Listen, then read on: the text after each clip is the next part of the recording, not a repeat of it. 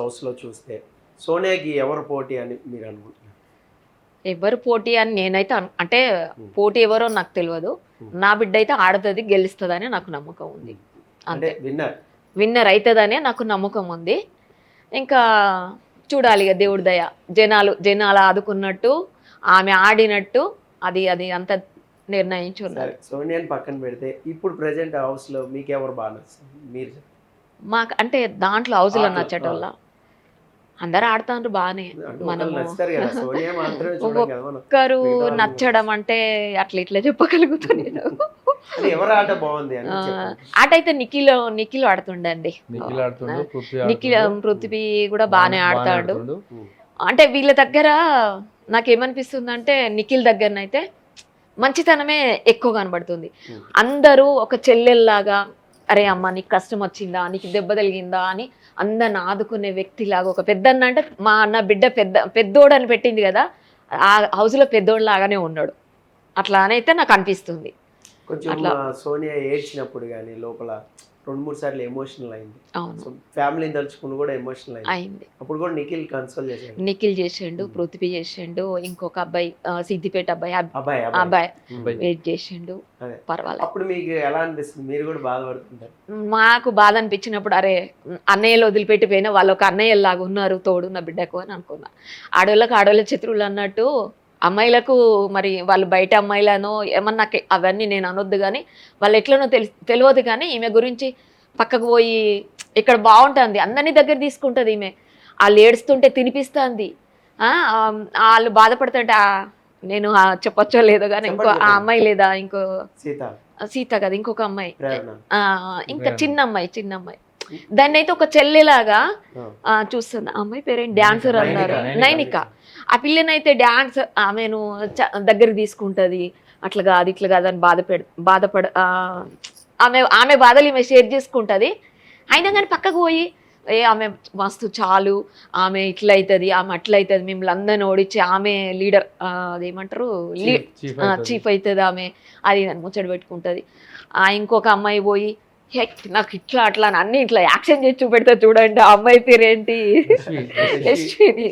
అబ్బా ఆ అమ్మాయి అయితే అసలు ఇదైతే లేదండి. నా కూతురుని అంటారు కానీ అసలు మా అమ్మాయి మాట గట్టిగా వస్తుంది, ఆమె మాట చిన్నగా వస్తుంది నైస్గా. కానీ అక్కడ మీకే అర్థమవుతుంది అక్కడ ఎట్లుంది ఇక్కడ ఎట్లున్నదని మీకు అర్థమవుతుంది. తట్టుకోవట్లేదు.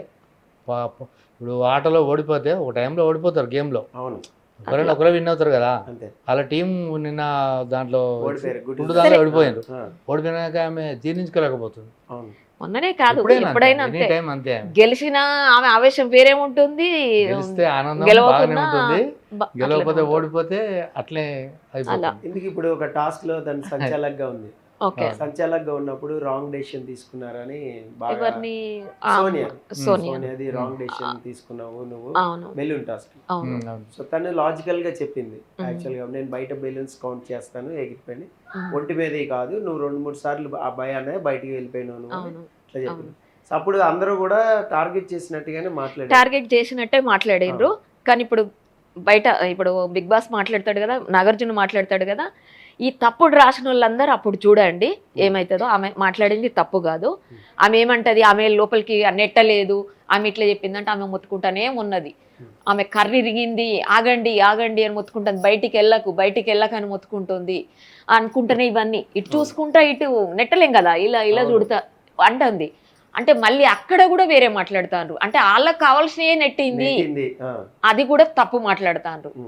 కానీ రేపు పొద్దున అక్కడ చూసినాక కదా మనకు అర్థమైంది. నాకైతే కరెక్ట్ నిర్ణయమే తీసుకున్నది, కరెక్టే చెప్పింది, కరెక్టే చెప్పింది.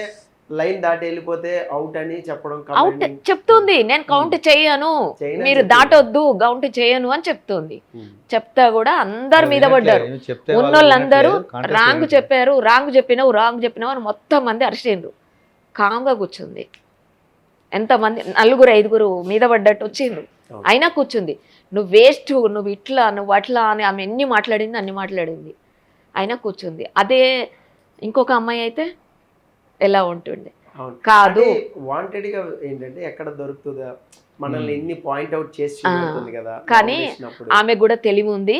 బిగ్ బాస్ నాగార్జున దగ్గర నుంచి ఎప్పుడైతే అమ్మ నువ్వు కూడా తగ్గవలసింది కదా, నువ్వు కూడా ఇది కదా అని ఆయన ఎప్పుడు మాట్లాడిండో ఆమె చూసి ఆట ఆడుతుంది. కరెక్ట్ కాదు, నేను ఇది చేసేది తప్ప ఇది ఒప్ప అనేది ఆలోచించుకొని ఆడుతుంది. ఇంకా అన్ని విధాలా బాగుంటది, ఈ నోర్లన్నీ మూపిస్తుంది.